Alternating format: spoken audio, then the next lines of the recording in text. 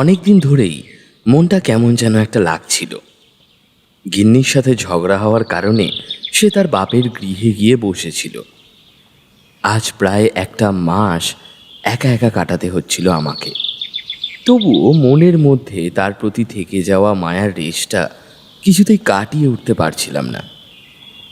এমনি সময়টা কেটে যেত, কিন্তু কাটতে চাইতো না শুধুমাত্র রবিবারের দিনটাই। কারণ ওই দিন গিন্নির সাথে কিছুটা সময় অতিবাহিত করবার পরে তারানাথের ডেরায় গিয়ে পৌঁছে যেতাম আমি।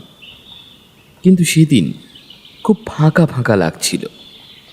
ফলে ভাবছিলাম যদি গিন্নি ফিরে আসে, কিন্তু অভিমানের পারদটা কিছুতেই পড়তে চাইছিল না। এমন সময় কলিং বেলের শব্দ হতেই মনটা ভরে উঠল। তরতর করে সিঁড়ি দিয়ে নেমে গিয়ে দরজার সামনে দাঁড়াতেই উঁকি দিল সদা পরিচিত একটি চেহারা। আশা করি আপনারা তার নামটা আন্দাজ করতে পেরেই গিয়েছেন। হ্যাঁ, তিনি হলেন কিশোরী সেন। তাকে দেখতেই আমি জিজ্ঞেস করলাম, কি গো, কেমন আছো? কয়েক সপ্তাহ তো একেবারে গায়েবই হয়ে গিয়েছিলে, তা আজকে হঠাৎ কি মনে করে? নিশ্চয়ই তারানাথের ডেরায় যাওয়ার জন্য উৎসুক হয়ে চলে এসেছো, না হলে তোমার আর এখানে আসবার কি বা উদ্দেশ্য থাকতে পারে? কিশোরী হাসি মুখে জবাব দিল, সে তুমি ঠিকই ধরেছ। তারপরে তো বাড়িতে একাই বসেছিলাম, আমারও মনটা ভালো লাগছিল না। ভাবলাম একবার তুমি আর আমি মিলে তারানাথের ভিটে থেকে ঘুরেই আসি, তাতে করে মনটাও ভালো হয়ে যাবে, আর তার সাথে একটা ভালো কাহিনীও শুনে ফেলতে পারি বই কি। বেশ, তাহলে আর আপত্তি কোথায়? চলো দুজনে মিলে ঠাকুরমশাইয়ের বাড়ির উদ্দেশ্যে রওনা হয়ে যাই। আমারও তো বাড়িটা একেবারে খাঁ খাঁ করছে। গিন্নির আগের মাথায় সেই যে গেছে, তারপরে আর দেখা নেই।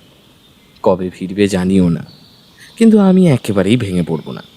যবে আসবে আসবে, সব সময় কি আমাকেই তাকে ভুলিয়ে ভালিয়ে নিয়ে আসতে হবে নাকি? অত সহজ নয় বিষয়টা।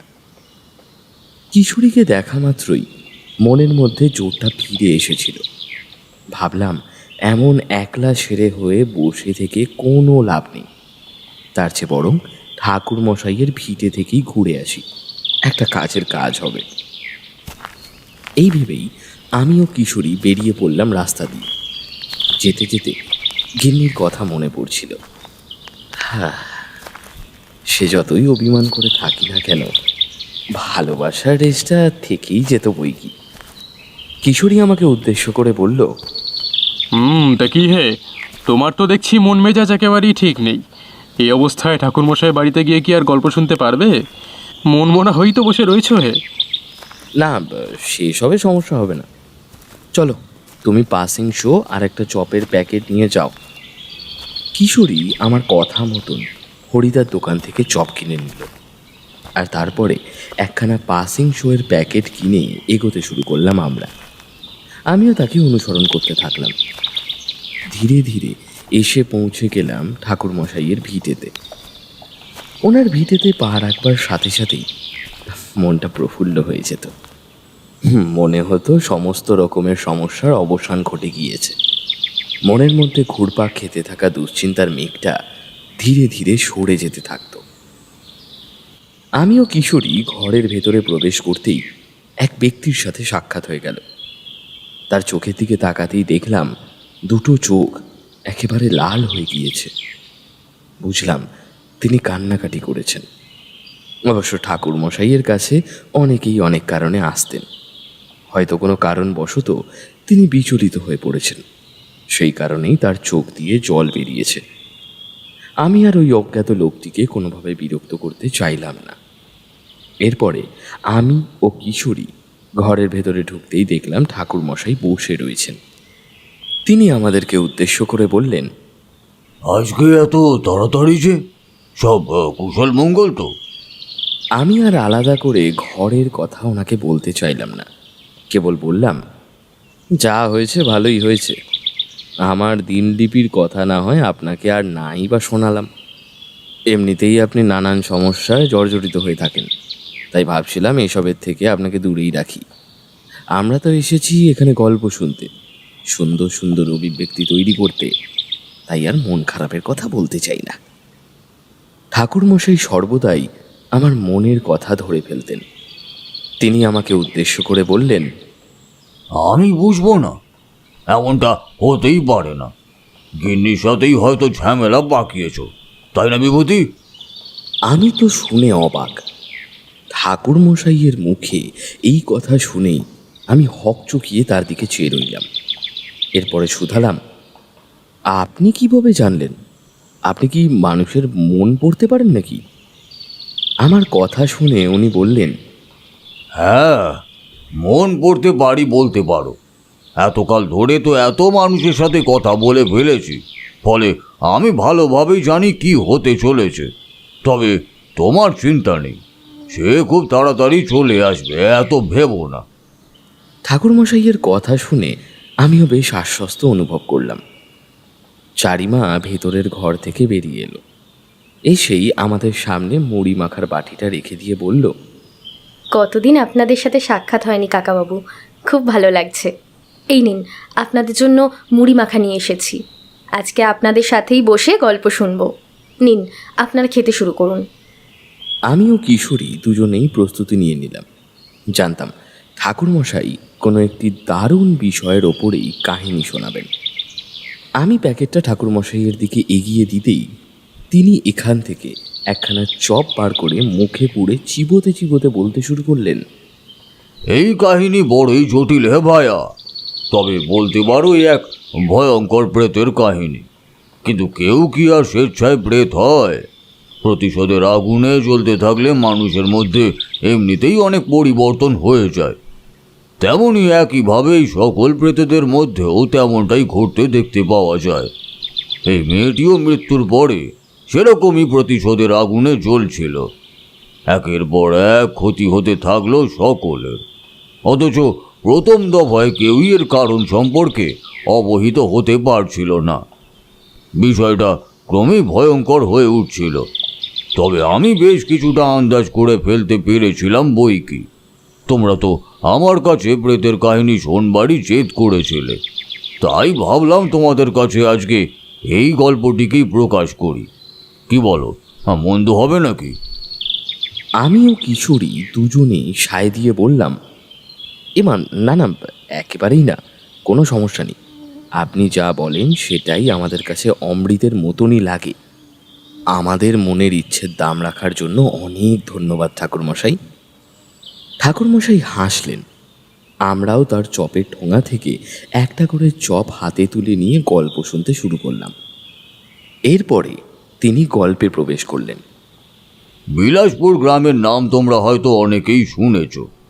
উত্তর 24 পরগনা জেলার প্রত্যন্ত স্থানে অবস্থিত এই গ্রামটি। শহরাঞ্চলের প্রভাব এখানে প্রায় নেই বললেই চলে। তবু সাধারণ মানুষের মধ্যে একটা পরম্পরা, কত পার্থক্য তো থেকেই যাচ্ছিল। ওই সময় বেশ কয়েক বছর ধরে এই গ্রামটিকে ঘিরে নানান রকমের কুসংস্কার দানা বাঁধতে শুরু করেছিল। সাধারণ মানুষের মধ্যে বিষয়গুলিকে নিয়ে অনেকাংশেই নানা সমস্যা নজরে পড়ত। তবে আমি এ বিষয়ে তেমন মাথা ঘামাইনি। ভেবেছিলাম বৈবাহিক অনুষ্ঠান, সকলের সাথে দেখা হলে বরং ভালোই লাগবে। তাই এই আশাতেই সেখানে গিয়ে হাজির হয়েছিলাম। আমার বন্ধু রতন বিশেষ করে আমাকে যেতে বলেছিল। সে নিজেও অবশ্য নিমন্ত্রিত ছিল। বিয়ে হচ্ছিল তার এক বন্ধুর মেয়ে। সেই মেয়েটির সম্পর্কে অনেক কথাই কানে এসেছিল, তবে সবগুলোতে কান দেওয়ার প্রয়োজন অনুভব করিনি। কারণ গ্রামে গঞ্জে কুসংস্কার আচ্ছন্ন মানসিকতার জেরে মানুষ এক এক সময় এক এক রকমের চেহারার ছবি নিয়ে আবির্ভূত হয়। সেগুলো আদবে কতটা সত্যি এই বিষয়গুলো আমরা ততটা ভেবে দেখি না। কিন্তু ওই মেয়েটির সম্পর্কে রটতে থাকা নানা রটনার জেরে অস্থির হয়ে রতন আমাকে বিয়েতে উপস্থিত হওয়ার জন্য আহ্বান জানিয়েছিল। ঠাকুরমশাই এই পর্যন্ত বলে থামলেন। এরপরে কিশোরী তারানাথকে উদ্দেশ্য করে জিজ্ঞেস করল, সে আপনার তো ডাক পড়বেই। যতই হোক, আপনি তো সাধারণ মানুষের মনের খুব গভীরে সহজেই প্রবেশ করতে পারেন। তার নমুনা অবশ্য আজকেই বিভূতির ক্ষেত্রে দেখতে পেয়েছি। তা ওখানে গিয়ে কি তেমনটা কিছু করেছিলেন নাকি? জানতাম কিশোরী এমন একটা কিছুই করবে, কারণ সে সর্বদা সুযোগ খুঁজত। যদি কোনো একটা বিষয়কে ভিত্তি করে তারানাথের পেছনে লাগা যায় তাহলে মন্দ হয় না। তবে তারানাথ কোনোদিনও তার কথার ভুল অর্থ খুঁজে বার করতে চাইতেন না। তাই সেদিনও তার এই আচরণের মধ্যে তেমন কোনো পার্থক্য আমার নজরে পড়ল না।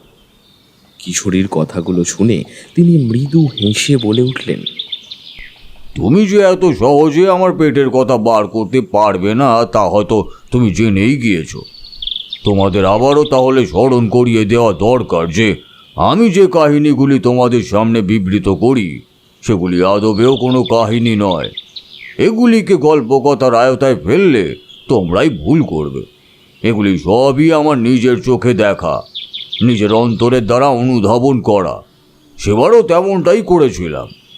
আসলে আমি ওখানে পৌঁছানোর পরেই সমস্যা ঘনীভূত হতে শুরু করেছিল। প্রথম দফায় যে কটা কথা কানে এসেছিল তার থেকে মনে হচ্ছিল সুরেশের কন্যার মধ্যে কিছু একটা সমস্যা রয়েছে। সুরেশের মেয়ের বিয়ের নিমন্ত্রণ খেতেই আমি সেখানে গিয়েছিলাম। ওর মেয়ের নাম ছিল রত্না।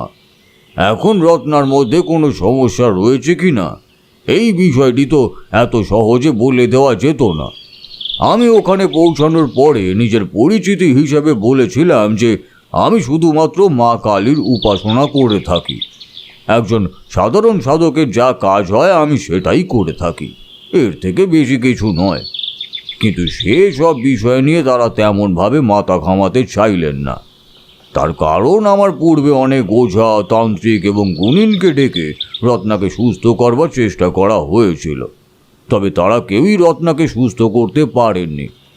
আমি সাধারণত একজন অতিথি হিসেবেই ওই বিবাহ আসরে উপস্থিত হয়েছিলাম।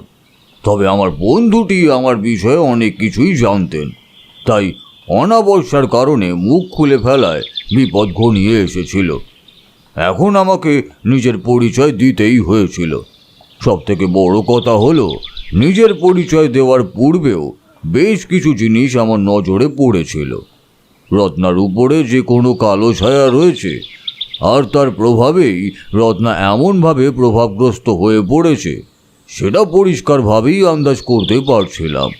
আর ঠিক সেই কারণেই আমি ওর পরিবারের সামনে নিজের পরিচয় দিয়েছিলাম, কারণ মনে হয়েছিল এই বিপদের হাত থেকে যদি রত্নাকে কেউ রক্ষা করতে পারে তাহলে সেটা আমি বই আর কেউ নয়।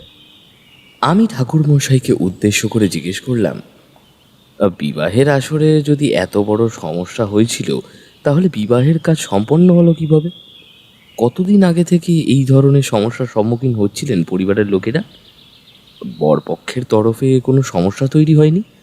কারণ এই ধরনের বিষয়ের ক্ষেত্রে অনেক সমস্যা তৈরি হতে দেখতে পাওয়া যায়। মেয়ের পরিবারে যদি এত সংকট ঘনীভূত হয় তাহলে বরপক্ষের তরফে না করে দেওয়ারই কথা। আজকাল শহরের বুকেই যদি এমন সব ঘটনা ঘটতে পারে তাহলে গ্রামেগঞ্জে কি হতে পারে তা এখন খুব ভালোভাবেই ধারণা করতে পারছি। আমার কথাগুলো শুনতে শুনতে ঠাকুরমশাই পাসিং শোয়ের প্যাকেট থেকে একখানা সিগারেট বার করে ধরালেন। এরপরে আমাকে উদ্দেশ্য করে গম্ভীর কণ্ঠে বললেন,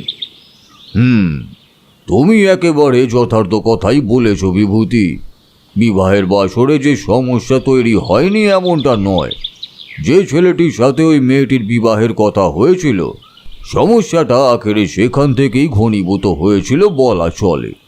কারণ এই বিষয়গুলো এতটাও সহজ ছিল না যে জলের মতন সবটা পরিষ্কার হয়ে যেতে পারে।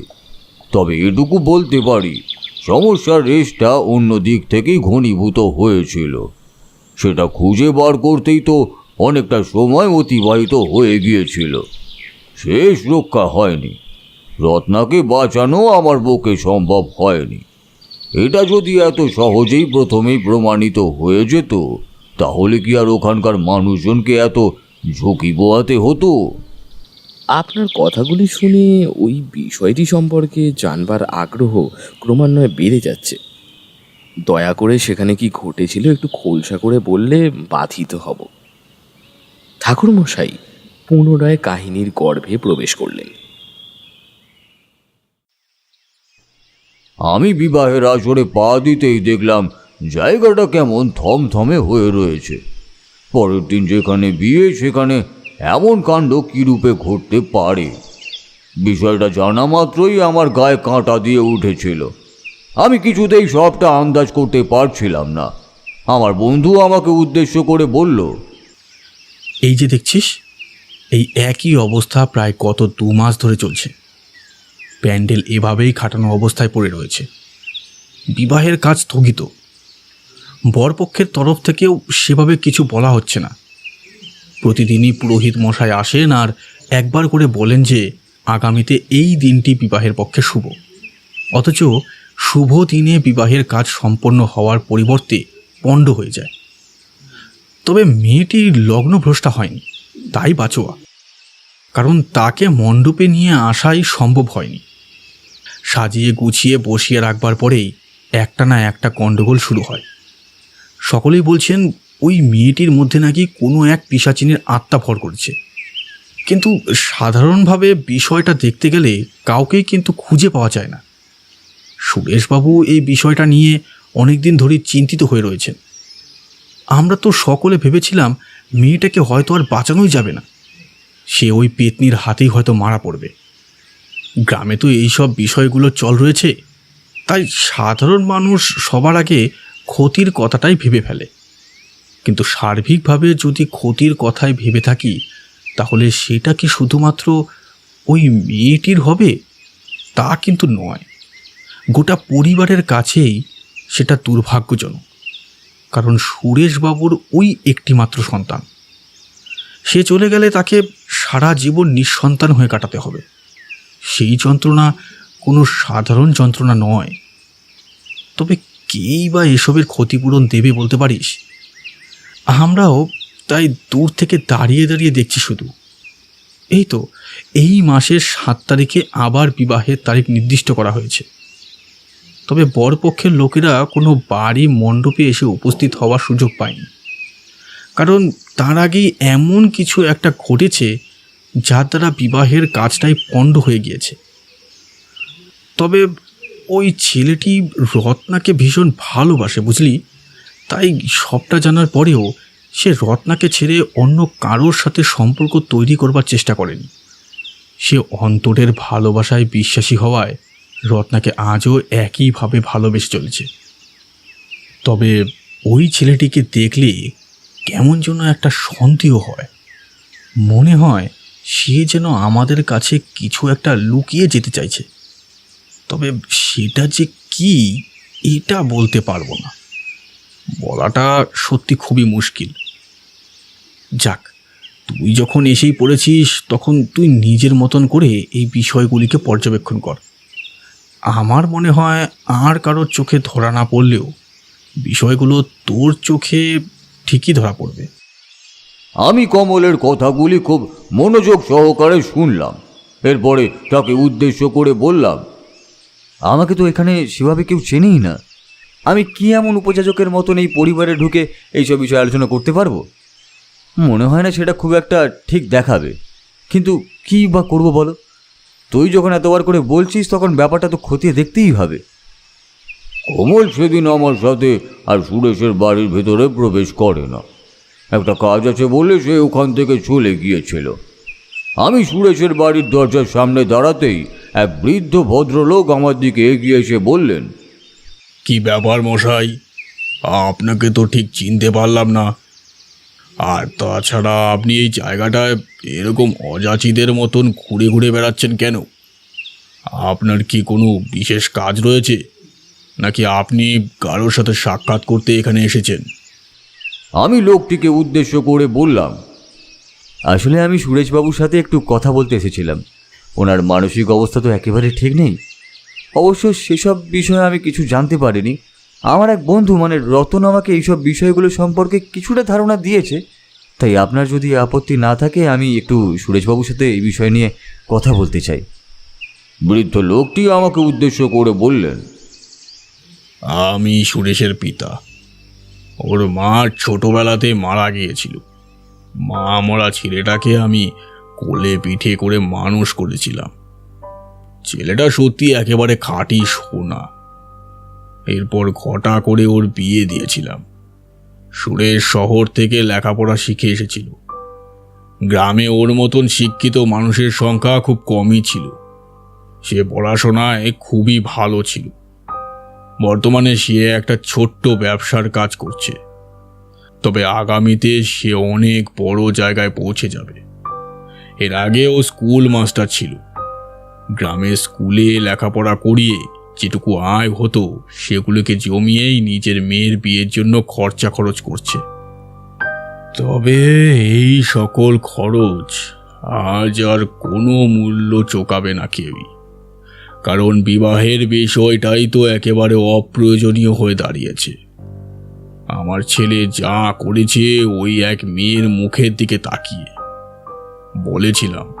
বলেছিলাম আরেকটা সন্তান নেওয়ার জন্য, কিন্তু সে শিক্ষিত হওয়ায় আমাকে বলেছিল, মেয়ে সন্তান হয়েছে তো কি হয়েছে বাবা, মেয়েরা কি ফেলনা? আমিও তো একজন মেয়ের গর্ভ থেকে জন্মলাভ করেছিলাম, আর তারপরেই পৃথিবীর এই আলো দেখেছিলাম। মেয়ে না হলে কোনোদিনই এত সুন্দর একটা জীবন পেতাম না। মেয়েরাই তো ধরিত্রী, তারাই তো পরিবারের সম্মান, তারাই তো ঘরের লক্ষ্মী বাবা।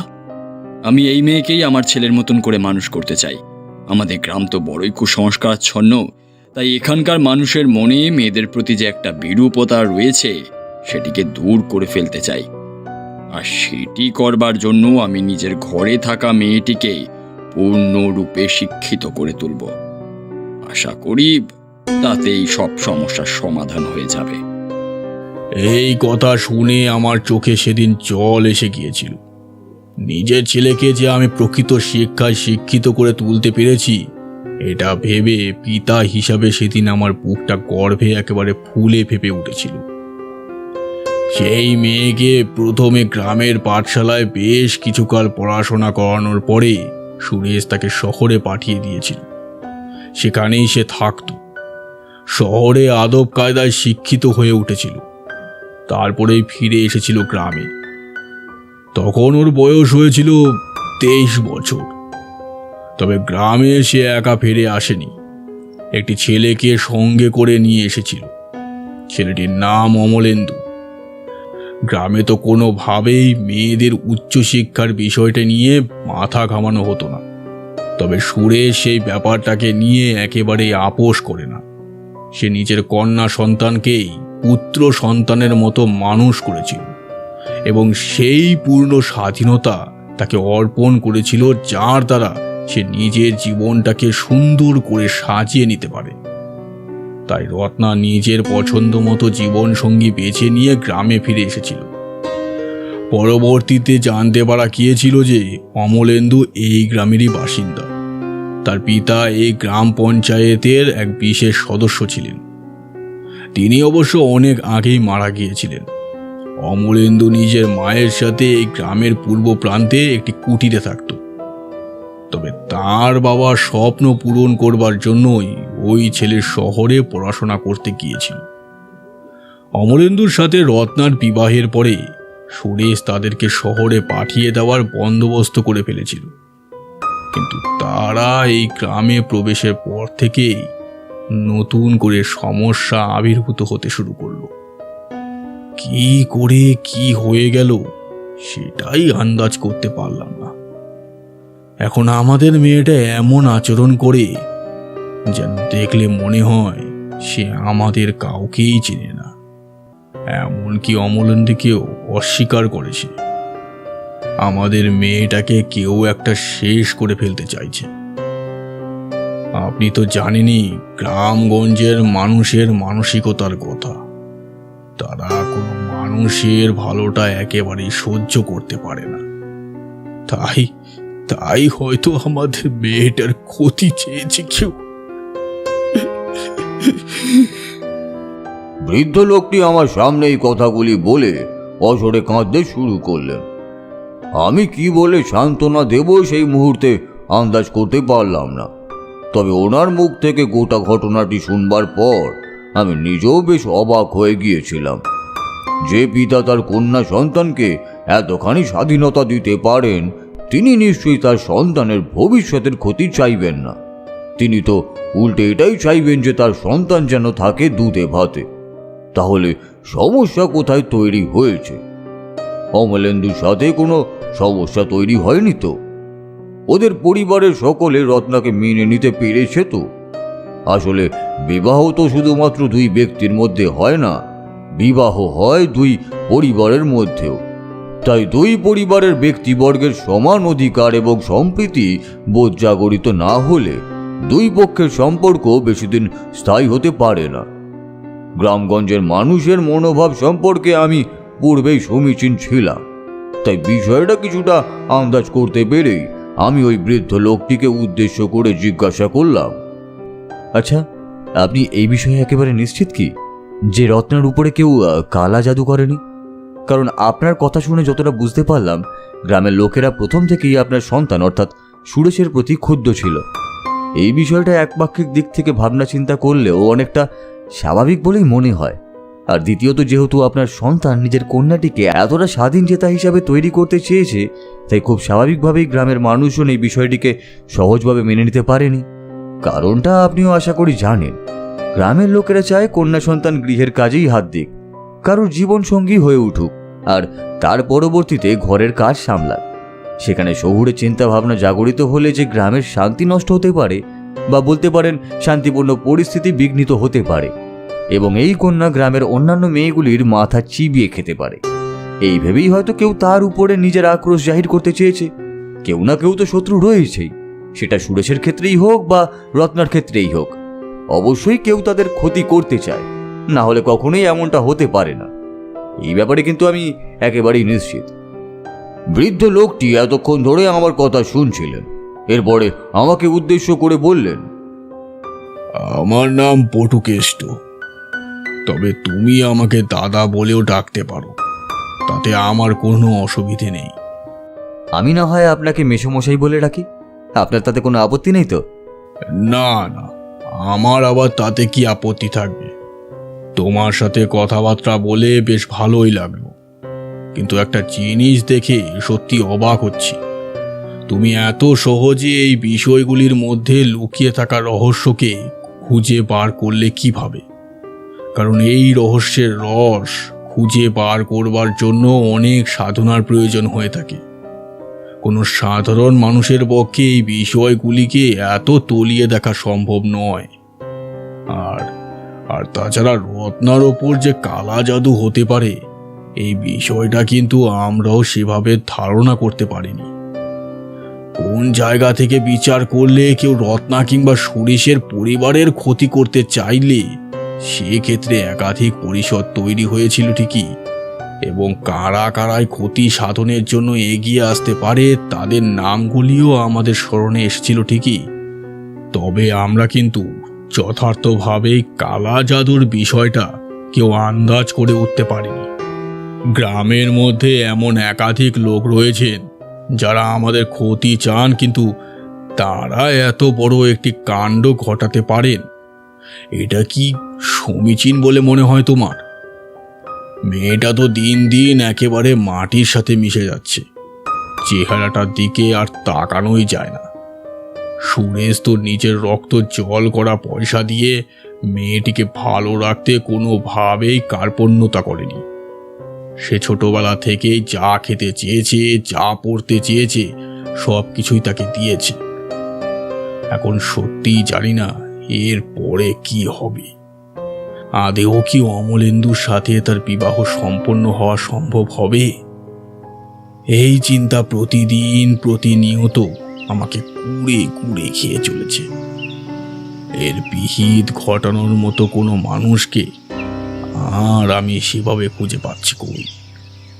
বটুকেষ্টবাবু তার কথাগুলি শেষ করবার পরেই দেখলাম এক ছিপছিপে চেহারার ভদ্রলোক আমাদের দিকে এগিয়ে আসছেন।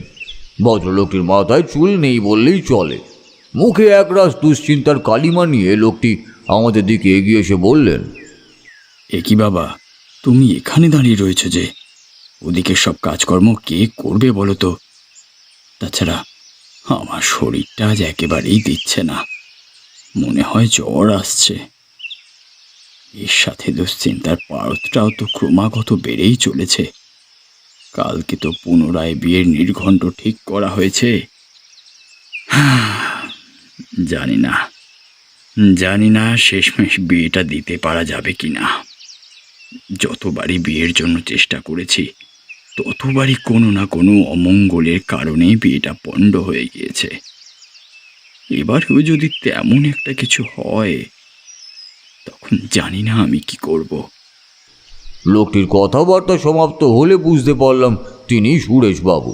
বটুকেষ্টবাবু আমাকে উদ্দেশ্য করে বললেন, সুরেশ, এই মানুষটি আজ গ্রামে পদার্পণ করেছেন।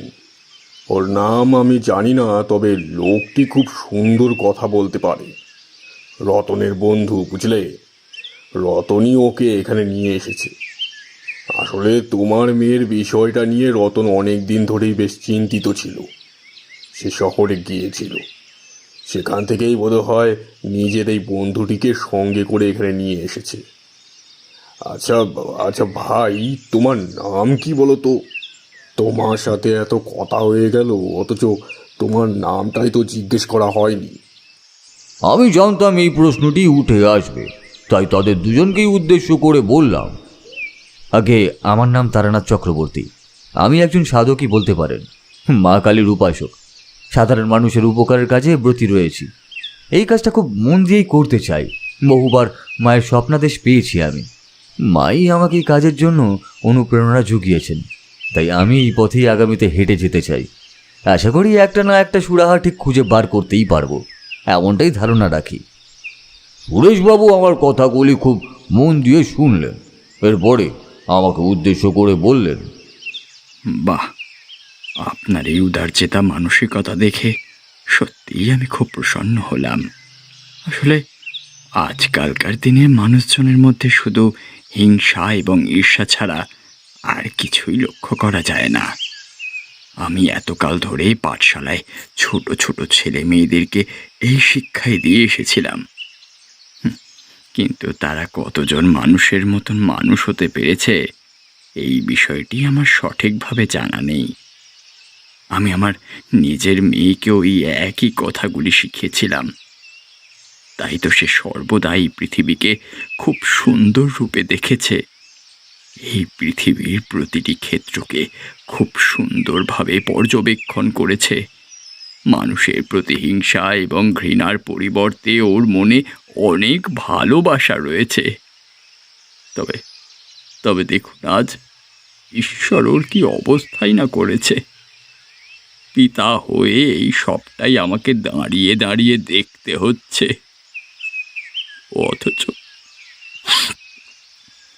অথচ আমি কিছুই করে উঠতে পারছি না।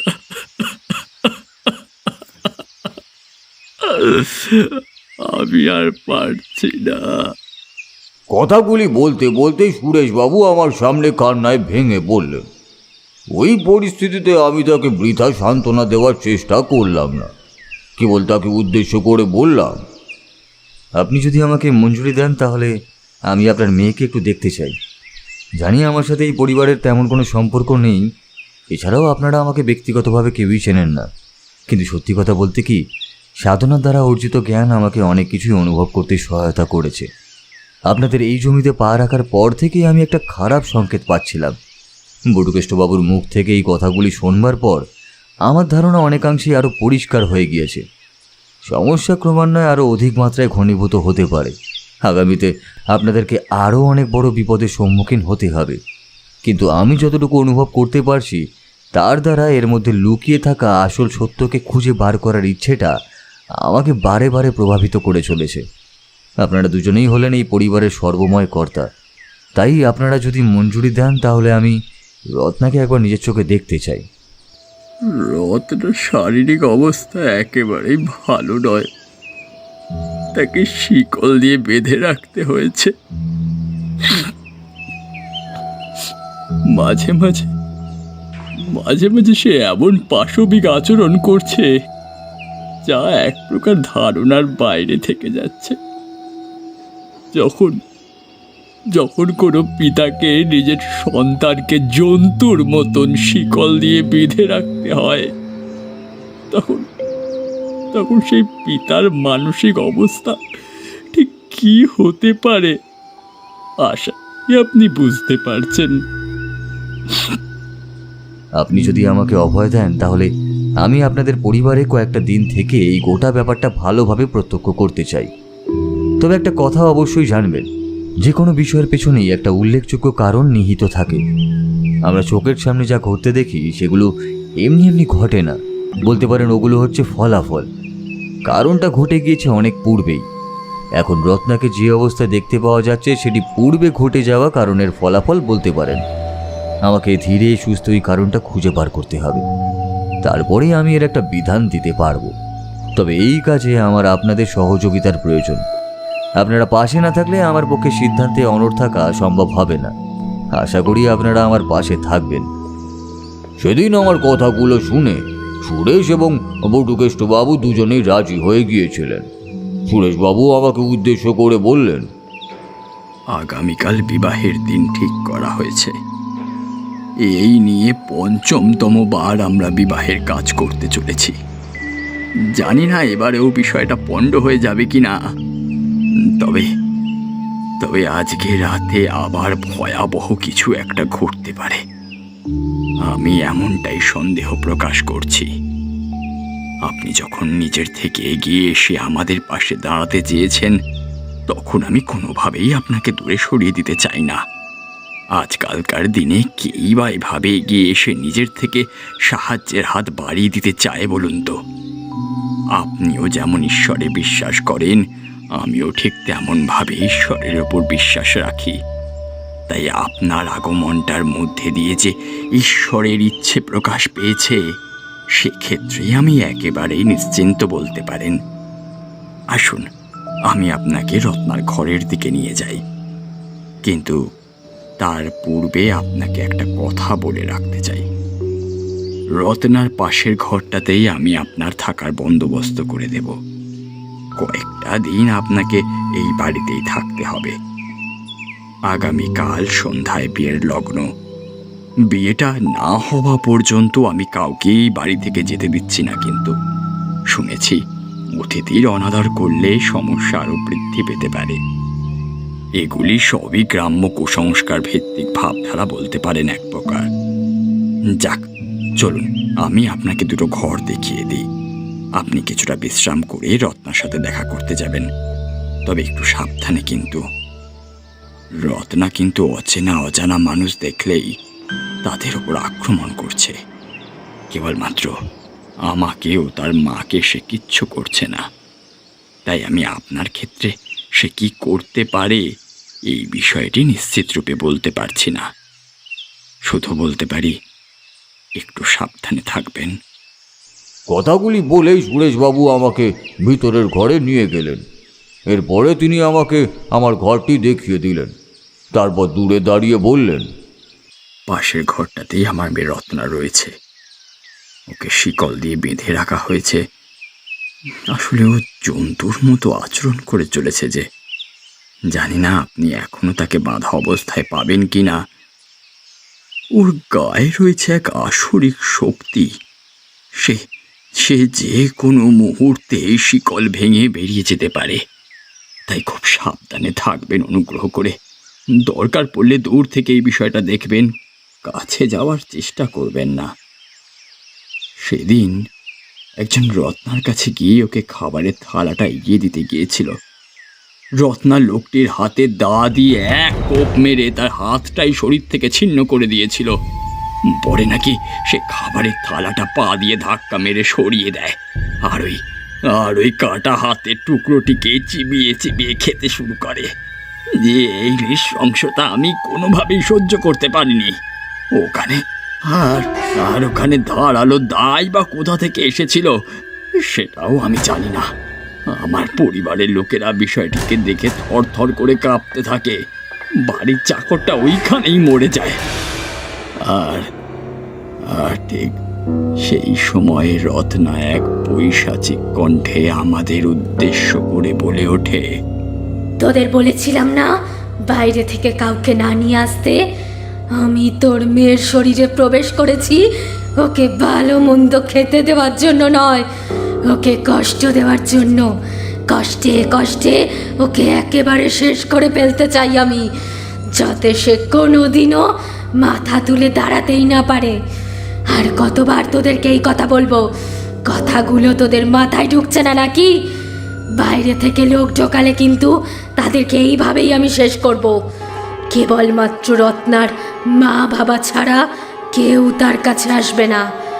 আর আসবে অমলেন্দু। কিন্তু অমলেন্দুর সাথে তো আমার বিয়ে হবে, রত্নার নয়।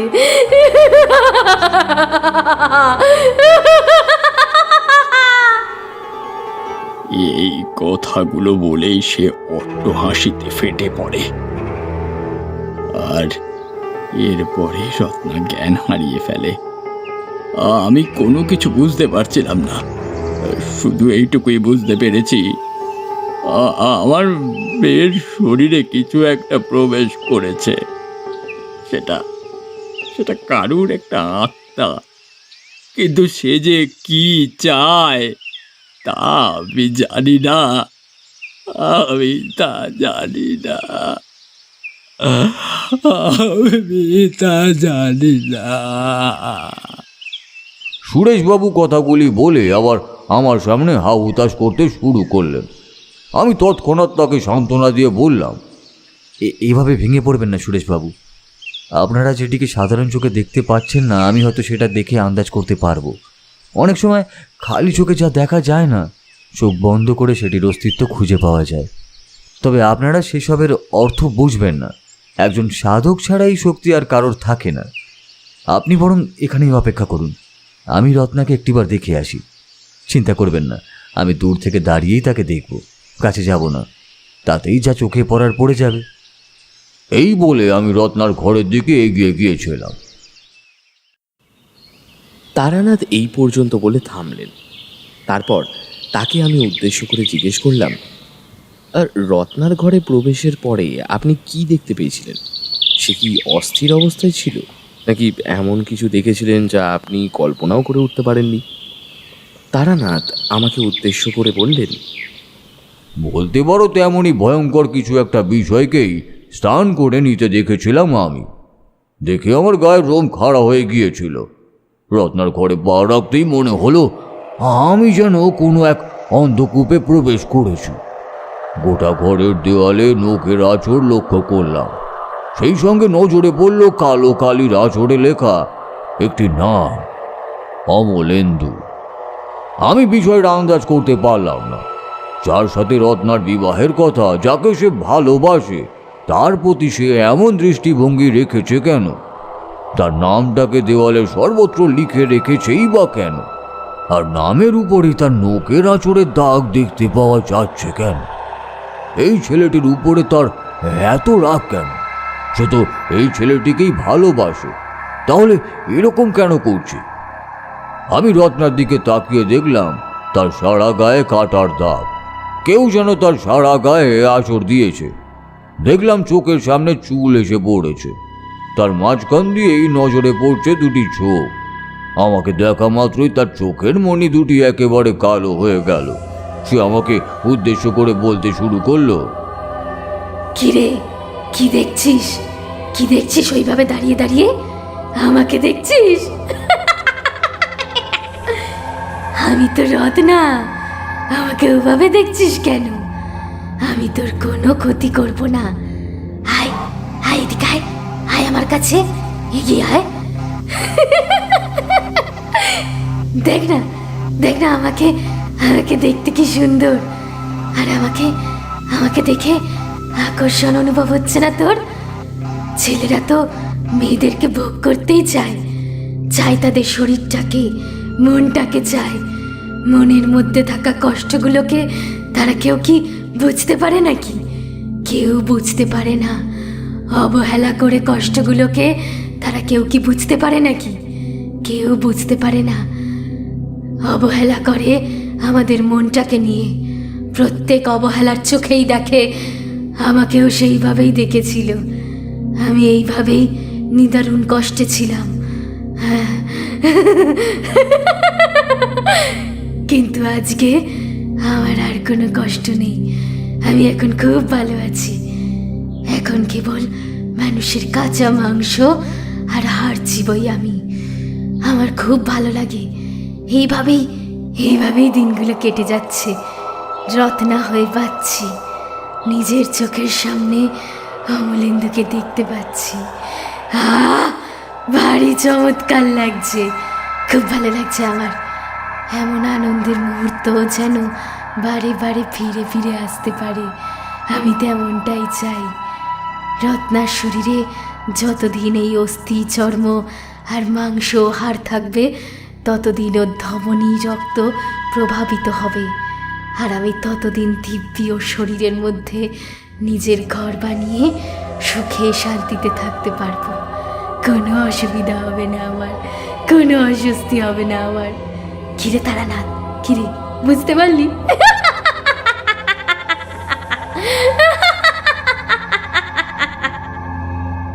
এরপরই চোখে পৈশাচিক খিদে নিয়ে অট্ট হাসিতে ফেটে পড়ল রত্না।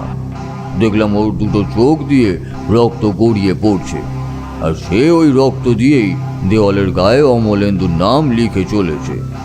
রক্তের ছিটে দিয়ে অমলেন্দুর নামের অক্ষরগুলিকে ওইভাবেই লিখতে থাকলো সে। এটি দেখা মাত্রই আমার শের ধারা বেয়ে সেদিন হিমেল রক্তের স্রোত বয়ে গিয়েছিল। শেষে দেখলাম রত্না লিখেছে এসবের উত্তর আছে অমলেন্দুর কাছে। কথাগুলি লেখা শেষ হতেই সে হিংস্র দৃষ্টিতে আমার দিকে ফিরে তাকালো। তারপর আসরিক শক্তি বলে ওই শিকলটিকে ছিঁড়ে বেরিয়ে আসতে চাইল। মনে হচ্ছিল এক অপার শক্তি এসে ভর করেছে তার শরীরে, সে যেন ওই লোহার শিকল ভেদ করে বাইরে বেরিয়ে আসতে চাইছে। সঙ্গে সঙ্গে সুরেশবাবুর কথাগুলি স্মরণে এলো। উনি বলেছিলেন রত্নাকে উত্তেজিত হয়ে যেতে দেখলেই ওই ঘর ত্যাগ করে বাইরে বেরিয়ে আসতে। আমি রত্নার চোখের দিকে তাকিয়ে কেমন যেন বিভোর হয়ে গিয়েছিলাম। মনে হচ্ছিল আমার শরীরের সব ভারসাম্য ক্ষয়ে যেতে চলেছে। কি করব না, কোনো কিছুই ধারণা করে উঠতে পারছিলাম না। বিষয়গুলি নজরে পড়তেই ওই স্থান ছেড়ে তড়িঘড়ি বেরিয়ে পড়লাম। সুরেশবাবু অদূরেই দাঁড়িয়েছিলেন। উনি আমার অমন অবস্থা দেখে দৌড়ে আমার দিকে এগিয়ে এলেন। আমি ওনাকে উদ্দেশ্য করে বললাম, কিছু একটা ব্যাপার আছে সুরেশবাবু। আপনারা যাকে রত্না ভাবছেন সে আসলে অন্য কেউ। সে নিজের নাম আমার সামনে প্রকাশ করতে চায়নি ঠিকই, তবে কীভাবে এই সমস্যার হাত থেকে মুক্তি পাওয়া যেতে পারে সে বিষয়ে আমাকে জানিয়েছে। ওর জীবনের সাথে কোনো একটা অতীত অবশ্যই জড়িয়ে রয়েছে, সেটির হদিশ মিলবে একটি জায়গাতেই। আমার মুখে এই কথাটি শোনবার সাথে সাথেই সুরেশবাবু আরও উৎসুক হয়ে জিজ্ঞাসা করলেন, কোথায় গেলে এই অতীত রহস্যের সমাধান খুঁজে বার করা সম্ভব হবে ঠাকুরমশাই? অমলেন্দুর কাছে। সে এমনি এমনি বিবাহের স্থানে আসেনি এমনটা ভাববেন না। সে নিশ্চয়ই এমন কোনো কাজ করেছিল যেটি শাস্তি আজকে রত্নাকে ভোগ করতে হচ্ছে। সে বিষয়টি কি এটা জানতে হলে আমাকে তার সাথে গিয়ে দেখা করতেই হবে। কিন্তু তাকে কি এখন এই গ্রামে পাওয়া যাবে? সে কি আছে এই গ্রামে? আশা করি সে এখন এই গ্রামেই রয়েছে, কারণ কালকেই তো তার আর রত্নার বিয়ে। কাজেই সে আশা করি এখন এই গ্রামেই রয়েছে। সুরেশবাবুকে আমি একটি বিষয় জিজ্ঞাসা করলাম। আচ্ছা, আপনি একদা বলেছিলেন না যে ওরা সকলে শহরে থাকতো? পড়াশোনা করবার উদ্দেশ্যেই নাকি সেখানে গিয়েছিল? হ্যাঁ, কিন্তু হঠাৎ এরকম কথা বলছেন কেন? কারণ আমার মন বলছে ওখানে কিছু একটা অঘটন ঘটেছিল, যার প্রভাবে এই বিষয়টি এতটা সঙ্গীন হয়ে উঠেছে। এখন যে করেই হোক না কেন এর পিছনে লুকিয়ে থাকা রহস্যের সমাধানগুলিকে খুঁজে বার করতেই হবে। এক কাজ করুন, আপনিও আমার সাথেই আজকে অমলেন্দুর বাসায় চলুন। দেখবেন সে যেন আগে থেকে টের না পেয়ে যায় যে আমরা সেখানে যাচ্ছি। তাহলে কিন্তু সে সেই গ্রাম ছেড়ে পালিয়েও যেতে পারে। কারণ আপনার মেয়ে যাকে ভালোবাসত রক্ত দিয়ে কখনোই তার নাম লিখে রাখবে না, এটা আপনি ধরেই নিন। তাই আমার সন্দেহটা আরও অধিক মাত্রায় চাড়া দিয়ে উঠেছে। যাক, চলুন এবারে আমরা বরং বেরিয়ে পড়ি।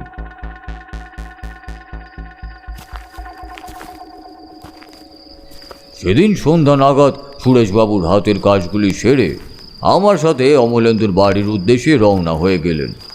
যখন আমরা তার বাড়ির সামনে এসে পৌঁছলাম দেখলাম অমলেন্দু ঘরে একা নেই। সেখানে আরও বেশ কয়েকজন ছেলে এসে নিজেদের মধ্যে একটি বিষয়কে ঘিরে আলাপ আলোচনা করছে।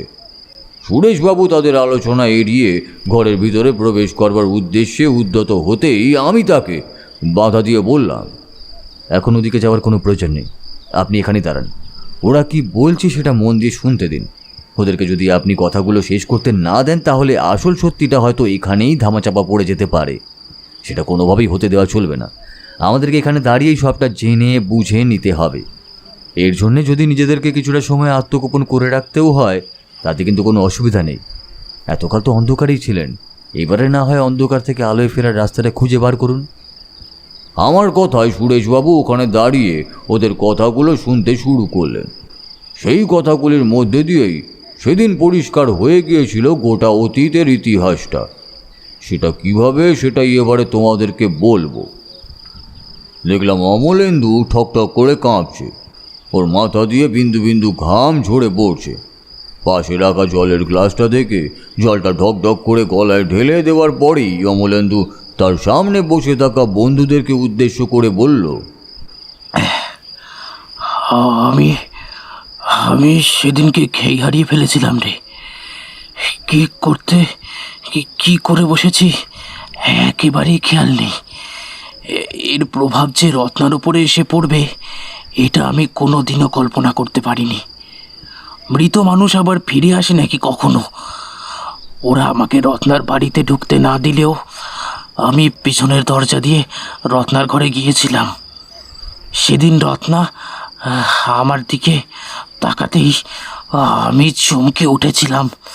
দেখলাম ওর জায়গায় বসে রয়েছে কমলিকা।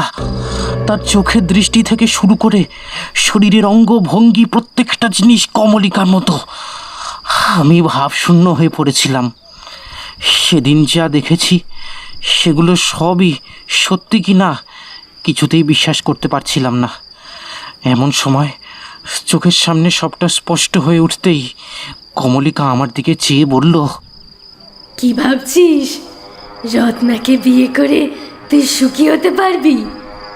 তোদের কাউকে ছাড়বো না আমি ইচ্ছে করে ওর শরীরের মধ্যে ঢুকে রয়েছি যাতে কোনো দিন ওকে পেতে না পারিস। আর এটা জেনে রাখিস, আমি যেদিনকে যাব সেদিন আমিও ওকে নিজের সঙ্গেই নিয়ে চলে যাব। যতই ওঝা আর তান্ত্রিককে এখানে ডেকে আনিস না কেন, কেউ কিছুই করতে পারবে না। কারণ সব দোষটা তোর।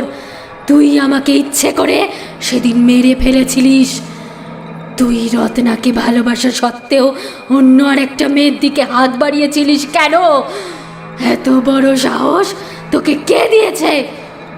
আমি মলয়কে ভালোবাসতাম, ছোটবেলা থেকেই ওকে ভালোবেসে এসেছি। এই বিষয়টা তোকে একদিন বিশ্বাস করে বলেছিলাম, তোরা আমার সুযোগ নিয়েছিলিস। তুই এতটাই নোংরা যে তুই রত্নাকে নিজের জীবনে রাখা সত্ত্বেও অন্য মেয়ের শরীরের দিকে তাকাতিস। এই বিষয়টা মলয় আমাকে অনেকবার জানিয়েছিল। রত্না ছাড়াও যে একাধিক মেয়ের দিকে তোর নজর রয়েছে এবং সেটি কুনজর ছাড়া আর কিছুই নয়, সেটিও আমি বেশ ভালোভাবেই আন্দাজ করতে পেরেছিলাম। মলয় তোর পথে বাধা হয়ে দাঁড়াতে পারে, এটা জেনে তোরা মলয়কে কোথাও একটা মেরে গুম করে দিয়েছিলিস। আমি তার হদিশ খুঁজে পাইনি।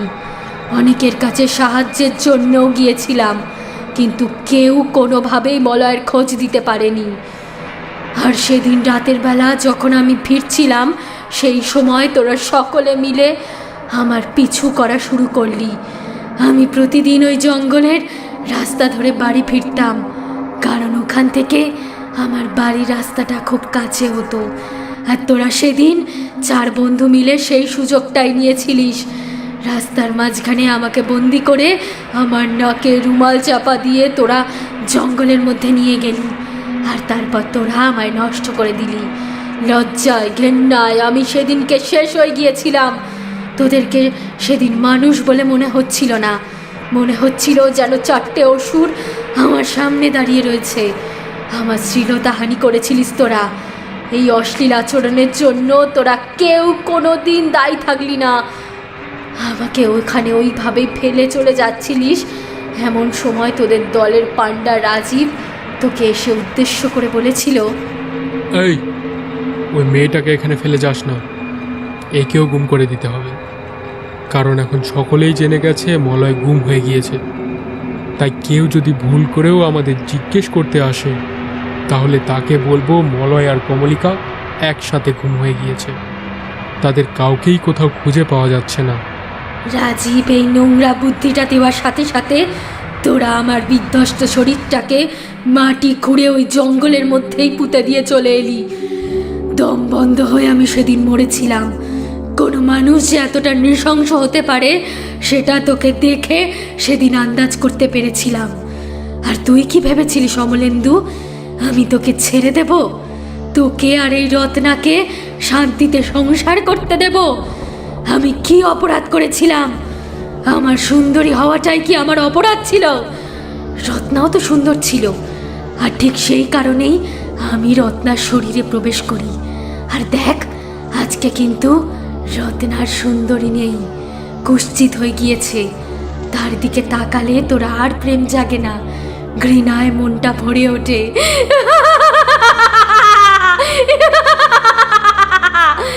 ওর দিকে তাকালে তোর মুখে তু জুড়ে দিতে ইচ্ছে করে। কিরে, সত্যি কথা বলিনি? বল, কি হলো? চুপ করে তাকিয়ে আছিস কেন? বল। একেই বলে জীবনের মোহমায়া। কখন যে কিভাবে চাকা পাল্টে যেতে পারে তা আমরা কেউ জানি না। একজনের ছাইয়ের ঢেরের ওপরে যে আর একজনের সোনার সংসার সাজতে পারে না, এ কথা জানতিস না তুই? অবশ্য এখন তোর প্রতি আমার দয়া হয়। সেদিন অবশ্য অবলা ছিলাম বলে তোরা সকলে মিলে আমার শেষ করেছিলিস। আর আজকে দেখ, আমি এতটাই শক্তিশালী হয়ে উঠেছি যে এখন আমার সামনে কেউ এলে আমি তার শরীর থেকে যে কোনো অঙ্গ টেনে ছিঁড়ে খেয়ে নিতে পারি। রক্তাক্ত অবস্থায় লোকটা আমার চোখের সামনে ছটফট করতে করতে কেমন মরে যায়। এই অমলেন্দু, জেনে রাখিস, রত্নাকে সঙ্গে না নিয়ে আমি কোথাও যাব না। সেই চরম শাস্তিটা এই পৃথিবীতে দাঁড়িয়েই ভোগ করতে হবে।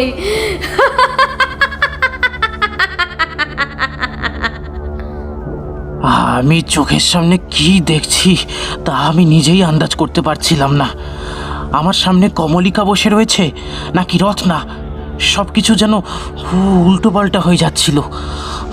আমি হাত জোর করে কমলিকার কাছে ভিক্ষা চাইতে লাগলাম। দয়া করো কমলিকা, দয়া করো। আমি জানি আমি মস্ত বড় ভুল করে ফেলেছি। নিজের পুরুষত্বের নেশায় মত্ত হয়ে আমি সেদিন যে অন্যায় করেছি তার কোনো ক্ষমা হয় না, হয় না, আমি জানি। তা বলে তুমি আমার শাস্তিটা রত্নাকে দিচ্ছ কেন? কেন, কিসের জন্য বলো? ওর তো কোনো দোষ নেই, ও তো এসবের কিচ্ছু জানতো না। ছোটবেলায় যে আমাদের প্রেম ছিল। সঙ্গে সঙ্গে কমলিকা ভয়ঙ্কর কণ্ঠে বলে ওঠে, তাহলে আমি কি ছিলাম? আমি কি তোর খিদে এটা মেটানোর জন্য তোরা সেদিন ওখানে গিয়েছিলিস? আমি কি অপরাধ করেছিলাম? আমার পরিবার ছিল না, আমার সংসার ছিল না, নাকি আমার স্বামী সুখ ভোগ করার ইচ্ছে ছিল না? এই সব কিছু সেদিন তোরা জোর করে আমার থেকে কেড়ে নিয়েছিলিস। আমাকে না হয় ওইভাবেই ফেলে রেখে চলে যেতিস, কেউ না কেউ এসে ঠিক আমাকে হাসপাতালে নিয়ে যেত। কিন্তু তোরা সেটাও করিসনি। ধরা পড়ে যাওয়ার ভয় তোরা আমাকে পুঁতে দিয়েছিলিস, জ্যান্ত পুঁতে দিয়েছিলিস তোরা আমাকে। দম বন্ধ হয়ে যাওয়ার কষ্ট কি জানিস?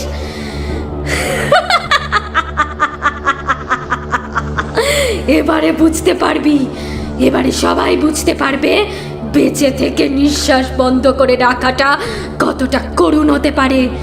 এবার তুই আন্দাজ করতে পারবি ভালোবাসাহীন একটা জীবন কিভাবে তোর দমটাকে আটকে দেয়, প্রতি মুহূর্তে কিভাবে তোর চোখের জলে নাকের জলে অবস্থা করে, সেটা তুই এইবার আন্দাজ করতে পারবি অমলেন্দু, খুব ভালো করে পারবি। ক্ষমা হবে না, কোনো দিনও না।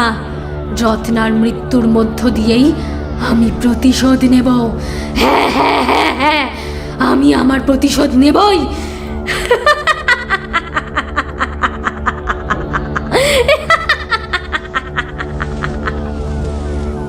আমি সেখানে দাঁড়িয়ে থাকতে পারিনি। পড়ি কি মরি করে সেখান থেকে পালিয়ে এসেছিলাম। জানতাম আমি যে পাপ করেছি সে পাপের শাস্তি আমাকে এইভাবেই ভোগ করতে হবে। কিন্তু রত্না আজকে ও যেভাবে শাস্তি ভোগ করছে সেটা কি ওর প্রাপ্য ছিল? ছিল না। পুরো দোষটা আমার।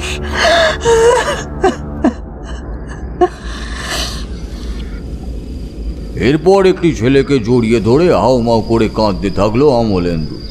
সবটা শোনবার পরে সুরেশবাবু ওইখানে চাতালের উপর বসে বললেন, ভাবলাম আমি যেটা সন্দেহ করেছিলাম তার থেকেও আরও বেশি ভয়ঙ্কর এই ঘটনা। এই কারণেই তোমাদেরকে বলি বিভূতি, অতীতে এমন কিছু ঘটিও না যার প্রভাব ভবিষ্যৎকে একেবারে ছাড়খাড় করে দিতে পারে। সেদিন আমি আমার চোখের সামনে একটা পরিবারকে এবং রত্নার মতো একটা ফুটফুটে মেয়ের জীবনকে ছাড়খাড় হয়ে যেতে দেখেছিলাম, কিন্তু কিছুই করতে পারিনি। তারপর আমি সুরেশবাবুকে ধীরে ধীরে তুলে দাঁড় করালাম। এরপরে বললাম, এখন আপনাকে আর কিছু করতে হবে না, সবটাই তো জলের মতো পরিষ্কার হয়ে গেছে। চিন্তা করবেন না, অমলেন্দু নিজের প্রায়শ্চিত্ত করতে কালকে ঠিকই বিয়ে করতে আসবে। ওকে এখন কিছু বলার দরকার নেই, তাহলে হিতে বিপরীত হয়ে যেতে পারে। আর ও তো এখন এখানে একা নেই, ওর সাথে রয়েছে আরও 4 জন ছেলে, যাদেরকে এত সহজে সাহায্য করা যাবে না। জানি না আইন এদের কতটা শাস্তি দিতে পারবে, তবে কালকে এরা একটা চরম শাস্তি পেতে চলেছে এই বিষয়ে আমি নিশ্চিত। আপনি বিয়ের প্রহর করুন সুরেশবাবু, আর দেখতে থাকুন কি হয়। তবে আমি কালকে বিয়ের আসরে উপস্থিত থাকব, কারণ রত্নাকে বাঁচানোর চেষ্টা করতেই হবে। এক বিশেষ মন্ত্রপাঠের মধ্যে দিয়ে আমি রত্নার শরীর থেকে কমলিকার আত্মাকে বাইরে বার করার চেষ্টা করব। জানি না এই কাজে আমি সফল হতে পারবো কি না, তবে আপনি আমার পাশে থাকবেন, কারণ বুঝতেই পারছেন জলটা অনেক দূর পর্যন্ত গড়িয়ে গেছে। এখন আর সেটিকে ফিরিয়ে আনা যাবে না। কমলিকা নিজের প্রতিশোধ নেওয়ার জন্য একেবারে বদ্ধপরিকর হয়ে উঠেছে। এখন মা কালীর আশীর্বাদ ছাড়া এই পরিস্থিতির পরিবর্তন ঘটানো একদমই সম্ভব নয়। সেদিন সুরেশবাবুকে সঙ্গে নিয়ে আমি বাড়িতে ফিরে এসেছিলাম। সেদিন রাতটা কেউই আর ঘুমোতে পারলাম না। সকলেই বিবাহের সন্ধিক্ষণের অপেক্ষা করতে লাগলাম। দেখতে দেখতে সময়টা কেটে গেল। আমি কিছুক্ষণের জন্য একটি বিশেষ জল পোড়া খাইয়ে রত্নাকে স্বাভাবিক করতে পেরেছিলাম, যাতে নির্ঘণ্ট মেনে তাদের বিয়ের কাজটা সম্পন্ন হয়ে যেতে পারে। কিন্তু তেমনটা হয়নি। নির্দিষ্ট সময়ের পূর্বেই এক চরম ভয়াবহতা ওই স্থলটিকে গ্রাস করে ফেলেছিল। আমি লক্ষ্য করলাম অমলেন্দুকে দেখে রত্না ক্রমাগতভাবে উত্তেজিত হয়ে উঠছে। তার চোখ মুখের অবস্থাও পরিবর্তন হয়ে যাচ্ছে। সে একটি ছোড়া বার করে অমলেন্দুর গলার নলি বরাবর চালিয়ে দিল। ফিনকে দিয়ে রক্ত বেরোতে শুরু করলো। অমলেন্দু ওইখানে শুয়ে কাতরাতে থাকলো। আমি কিছু করবার আগেই রত্না সেই ছুরিটিকে নিয়ে নিজের পেটের ভিতর পুড়ে দিল। চারিদিকে কান্নার রোল শুরু হয়ে গেল। আমি যে কিছু করব তার আগেই সবটা সেদিন আমার হাতের বাইরে বেরিয়ে গিয়েছিল। এটাকেই বলে নিয়তির অভিঘাত, বিধির লিখন। সেদিন সকলে ওখানে দাঁড়িয়ে দাঁড়িয়ে কেবল কমলিকার নেওয়া প্রতিশোধের দিকে স্থির দৃষ্টিতে তাকিয়ে থাকতে বাধ্য হয়েছিল, কিন্তু তা প্রতিরোধ করতে পারেনি। কারণ কিছু কিছু জিনিসকে প্রতিরোধ করা একেবারেই সম্ভব হয় না। সবকিছু আমাদের হাতে থাকে না। এটাই ছিল তার প্রমাণ। অমলেন্দুর মৃত্যুর সাথে সাথে ওর বাকি বন্ধুরা সুরেশবাবুর সামনে নথি স্বীকার করেছিল। এমন মৃত্যু যে তাদেরও হতে পারে এই বিষয়টি ধারণা করতে পেরে তারা পুঙ্খানুপুঙ্খ সমস্ত ইতিহাস বর্ণনা করেছিল। আমাকে আর কাউকে জোর করে কিছু বলাতে হয়নি। জায়গাটা রক্তে ভরে গিয়েছিল। বিবাহের বাসরে দাঁড়িয়ে মনে হচ্ছিল যেন আমি কোনো শ্মশানে এসে উপস্থিত হয়েছি। ওই মৃতদেহগুলিকে পাশ কাটিয়ে আমি সুরেশবাবুর দিকে এগিয়ে গিয়ে শেষ কয়েকটি কথা বলেছিলাম। আমি একজন সাধক হওয়া সত্ত্বেও অন্যায়ের প্রতিরোধ করতে পারলাম না, কারণ কিছু অন্যায়ের প্রতিবাদ করা যায় না। যাদের প্রতি অন্যায় হয়েছে তারা নিজেরাই এসে অনেক সময় প্রতিবাদের ধ্বনি তোলে। ধরে নিন এটা তেমনই ছিল। তবে রত্নাকে হারানোর শোকটা আপনারই মতন আমিও কোনোদিনও ভুলতে পারবো না। এই কথাগুলো বলেই আমি সেদিন ওই স্থান ত্যাগ করে ফিরে এসেছিলাম। তবে মনের মধ্যে আতঙ্কের রেশটা তখনও সমানভাবেই কার্যকারী ছিল। এই প্রভাব হয়তো আজও বিদ্যমান, এমনকি আমৃত্যু পর্যন্ত বিদ্যমান থাকবে। কথাগুলি বলা শেষ করেই ঠাকুরমশাই বিমর্ষ হয়ে পড়লেন। আমরা সেদিন তাকে আর বিরক্ত করলাম না। গোটা ইতিহাসটা জানবার পরে এবং নৃশংসতাগুলিকে অন্তকরণ করবার পরে আমি আর কিশোরী সেদিন ভেঙে পড়েছিলাম। তবে ঠাকুর মশাইয়ের দুঃখের প্লাবনটা আমাদের থেকে অনেকটাই বেশি ছিল। তবে অন্যান্য ঘটনাগুলি যেমন সমাপ্তির পর্যায়ে পৌঁছত, ওই ঘটনাটা অসমাপ্ত হয়েই রয়ে গেছিল। কিছু ঘটনা হয়তো এভাবেই অসমাপ্ত হয়ে রয়ে যায়, আমাদের কিছু করার থাকে না।